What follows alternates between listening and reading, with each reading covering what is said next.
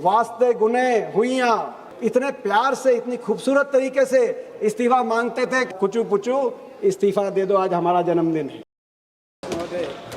इससे पहले कि मैं बिल पे कुछ अपनी बात रखूं, ये बिल किन परिस्थितियों में आया उस पर भी मंथन होना चाहिए। जिन परिस्थितियों में बिल आया है वो साबित करते हैं कि ये बिल सरकार ना तो मन से लाई है, ना दिल से लाई है, ना दिमाग से लाई। क्योंकि सरकार का मन तो युवाओं की आवाज दबाने का था, छात्रों की आवाज को कुचलने का मन था। लेकिन जब पानी नाक तक पहुंच गया, जब सरकार को यह समझ में आया कि अब सिंहासन डोल रहे हैं, जब परिस्थिति और नैरेटिव, क्योंकि ये सरकार नैरेटिव की सरकार है, और जब नैरेटिव आपके नियंत्रण से बाहर हो गया, तब जाकर सरकार ने आनन फानन में इस बिल की भी घोषणा करी। एक कमेटी, नंदन नीलेकानी की कमेटी की भी घोषणा करी। प्रधानमंत्री जी भी तब इंस्टाग्राम पे आए और तब इस्तीफा भी हुआ। लेकिन मन से बिल नहीं लाई और सोच के भी बिल नहीं लाई, क्योंकि इसके जितने प्रावधान हैं उन प्रावधान का हमारे मायने में कोई अर्थ नहीं। कानून तो 2024 में भी बना था, इसी तरह का कानून था, उसमें सजा का प्रावधान थोड़ा आपने बढ़ा दिया। कमेटी तो 2024 में भी बनी थी, डॉक्टर राधाकृष्णन की कमेटी, जिसकी आपने परवाह करी नहीं। अब नंदन नीलेकानी की आपने हाई पावर कमेटी बना दी। क्या किया आपने? क्या फर्क है? थोड़ा सा सजा बढ़ा दी। दूसरा क्या फर्क है? आपने कहा फास्ट ट्रैक कोर्ट होगा। यह भी एक नया जुमला है बीजेपी का, fast track court. Fast track court मैं बताना चाहता हूं कि देश में 800 फास्ट ट्रैक कोर्ट अब चल रहे हैं, 800 फास्ट ट्रैक कोर्ट, जिसमें 2.5 लाख केसेस पेंडिंग हैं। और पेपर लीक के मामले में भी दिल्ली हाई कोर्ट ने राउज एवेन्यू कोर्ट को फास्ट ट्रैक कोर्ट बना दिया, जिसमें आपका सरकारी वकील तक भी आपने पहुंचाने का काम नहीं किया। ये जुमला है फास्ट ट्रैक कोर्ट। आपने कहा कि अब जांच 60 दिन में करेंगे, ये नया प्रावधान आपने कर दिया। कैसे करेंगे? सीबीआई करेगी। वो कौन सी सीबीआई? वो सीबीआई जिसने 2024 के पेपर लीक के मुख्य आरोपी के खिलाफ 2 साल में भी एक सबूत जो सीबीआई अर्जित ना कर पाई और अभी उनकी बेल हो गई।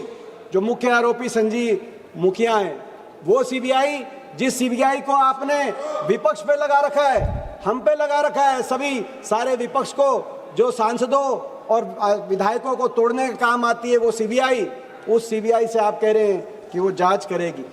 अगर कानून बनाना ही था 3 साल से 5 साल, 5 साल से 7 साल नहीं, कानून बनाना था तो पहली पंक्ति होनी चाहिए थी कि अगली बार नीट का पेपर लीक होगा तो शिक्षा मंत्री का पहले इस्तीफा होगा। ये कानून में आना चाहिए, कानून का कोई अर्थ नहीं। मगर इन परिस्थितियों में आया, जिस परिस्थिति में आपका सिंहासन डोल रहा था, जब आपको यह समझ में बात आई कि अब शिक्षा मंत्री तक नहीं, देश का युवा सरकार से जवाबदेही मांग रहा है और अगला नंबर किसी का लग सकता है, वहां पे नारे चले, वहां के नारे सुनने की आपको आवश्यकता है। जब ये नारे चले कि शिक्षा मंत्री तो झांकी है, प्रधानमंत्री बाकी है, जब ये बातें आई वहां से, उस समय इन परिस्थितियों में ये जो बिल है, इसीलिए ये सबूत है आपकी हार का और देश के छात्रों की, युवाओं की जीत का ये सबूत है। मैं देश के युवाओं को, छात्रों को बधाई देता हूं, जिस तरीके से उन्होंने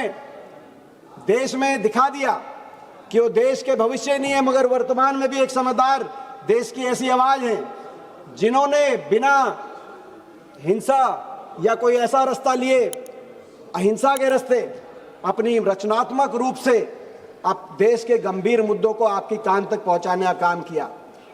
आपने देखा उनके हाथ में पत्थर नहीं थे, उनके हाथ में संविधान था, उनके हाथ में एक टेलीफोन था जिससे किसी ने रील बनाई, किसी ने मीम बनाया, किसी ने गीत गाया और उन्होंने दिखा दिया कि हमारे प्रजातंत्र में सवाल पूछने वाले देशद्रोही नहीं लेकिन प्रजातंत्र के प्रहरी हैं। उन्होंने बता दिया, उन्होंने दिखा दिया। आज ये चर्चा इस बात का सबूत है कि देश की युवा पीढ़ी ने, जेन जी ने ये दिखा दिया कि देश में, प्रजातंत्र में असली मालिक, प्रजातंत्र में जनता है, प्रजा है, राजा नहीं। असली राजा प्रजा ही है, ये दिखा दिया। ये जेन जी जिनके जबान पे शहीद आजम भगत सिंह का इनकलाब जिंदाबाद का नारा था, और जब वो कभी आपसे टकराते थे तो दूसरा नारा देते थे, वास्ते गुने हुइयां, एक नारा देते थे, वास्ते गुने हुइयां। आपको समझ ना आए तो आप घर जाके गूगल पे आप सर्च कर लेना ये क्या नारा है। वो नारा देते थे वास्ते गुने हुइयां, और वो नारा देते थे इतने प्यार से, इतनी खूबसूरत तरीके से इस्तीफा मांगते थे। कहते थे, जब आपसे इस्तीफा भी मांगते थे तो कहते थे, कुचू पुचू इस्तीफा दे दो, आज हमारा जन्मदिन है। ऐसी हमारा अगली पीढ़ी, हमें गौरव है हमारी अगली पीढ़ी पे। लेकिन 12 साल की आपकी सरकार के बाद हमारा भविष्य, देश का भविष्य, अगली पीढ़ी चौराहे पे आ गया। ये आपकी 12 साल की सरकार का रिपोर्ट कार्ड है। जिस अगली पीढ़ी के जवान पे जब चौराहे पे आया तो कहा कि इस सरकार में हमारा भविष्य चौपट हो गया। ये आपका रिपोर्ट कार्ड है। उन्होंने कहा कि हमारी शिक्षा व्यवस्था चौपट हो गई इस सरकार में, ये आपका रिपोर्ट कार्ड है। उन्होंने कहा परीक्षा व्यवस्था चौपट हो गई, ये आपका रिपोर्ट कार्ड है। उन्होंने कहा रोजगार व्यवस्था इस सरकार में चौपट हो गई, ये आपका रिपोर्ट कार्ड है। और आपका रिपोर्ट कार्ड ये है, इन 12 साल के बाद लोकतांत्रिक व्यवस्था भी चौपट हो गई, इसीलिए देश के भविष्य को चौराहे पे आना पड़ा। लोकतांत्रिक व्यवस्था चौपट हो गई आपके समय। जिस व्यवस्था में संवाद का स्थान होना चाहिए, अकाउंटेबिलिटी की बात होनी चाहिए, संवाद का कोई स्थान नहीं बचा। जहां बातचीत की बात होनी चाहिए थी वहां बैरिकेड, कोई भी वर्ग अपनी बात उठाता है। और जब अकाउंटेबिलिटी की बात होती है तो आपके मंत्री कहते हैं हमारे सरकार में इस्तीफे नहीं होते। कोई कितनी बड़ी गलती करे लेकिन इस्तीफे नहीं होते। बिना अकाउंटेबिलिटी के लोकतंत्र नहीं चल सकता। और आपने कैसे हैंडल किया? वही ऐसे हैंडल किया जब आपने किसान आंदोलन में, जो हमारी बेटियां बैठी थी पहलवान, उनके आंदोलन में और बाकी हर आंदोलन में आपने उसी रूप से इस आंदोलन को भी, जब हमारा देश का युवा निकला तो आपने क्या किया? टूल किट उनके ऊपर, वही टूल किट बीजेपी की।